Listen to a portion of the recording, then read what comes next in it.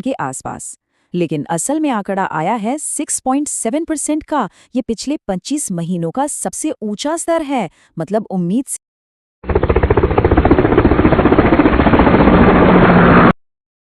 तो आज बाजार में एक बड़ी ही दिलचस्प कहानी बन रही है। एक तरफ है पूरी दुनिया के बाजारों में फैली घबराहट और दूसरी तरफ है हमारे अपने घरेलू बाजार की मजबूती। तो चलिए देखते हैं कि इस खींचतान में कौन किस पर भारी पड़ता है। आइए इस पूरे समीकरण को अच्छे से समझते हैं। नमस्कार। ले चलिए दुनिया भर में क्या चल रहा है उस पर एक नजर डालते हैं। क्योंकि देखिए, कल रात जो ग्लोबल मार्केट्स का हाल था ना, वो थोड़ा चिंताजनक था। अमेरिकी बाजारों को देखें तो कल रात सब कुछ लाल निशान में था। डाउ जोन्स, S&P 500, नैस्डैक सब के सब लगभग आधा परसेंट नीचे बंद हुए। और जो सबसे ध्यान देने वाली बात है वो है विक्स यानी डर का मीटर।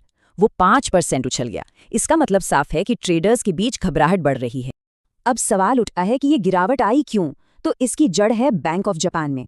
उनकी मीटिंग के जो मिनट्स बाहर आए हैं उनसे पता चला है कि वहां के सदस्य ब्याज दरें बढ़ाने के मूड में हैं। इसी को हम हॉकिश स्टांस कहते हैं। और इसका मतलब सीधा सा है, जब ब्याज दरें बढ़ेंगी तो महंगाई तो काबू में आएगी, लेकिन दुनिया भर के बाजारों से पैसा खिंच सकता है। और यही डर सबको सता रहा है। अच्छा, अब ग्लोबल मार्केट से हटकर आते हैं कमोडिटी बाजार पर। और यहां तो कल मानो एक रोलर कोस्टर राइड चल रही थी। जबरदस्त एक्शन देखने को मिला, खासकर चांदी में। कल चांदी में तो जैसे भूचाल ही आ गया। कीमत पहले $80 प्रति ऑन्स के अपने ऑल टाइम हाई पर पहुंची और फिर वहीं से धड़ाम से 13% नीचे गिर गई।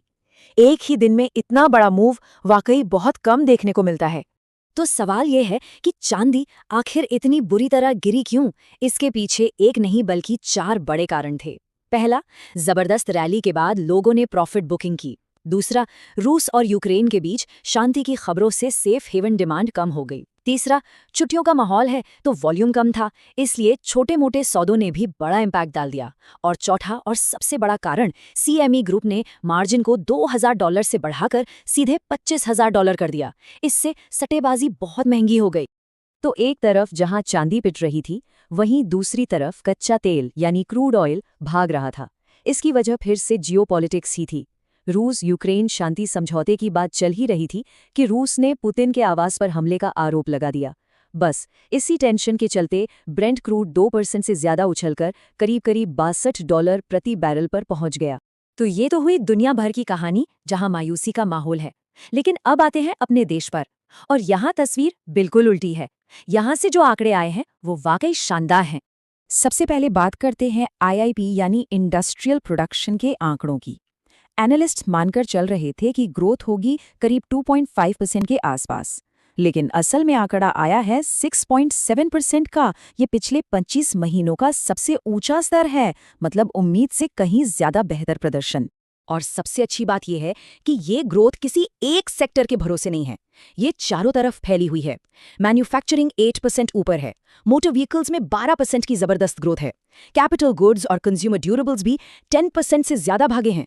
इसका मतलब है कि इकोनॉमी का हर पहिया तेजी से घूम रहा है। और बात यहीं खत्म नहीं होती।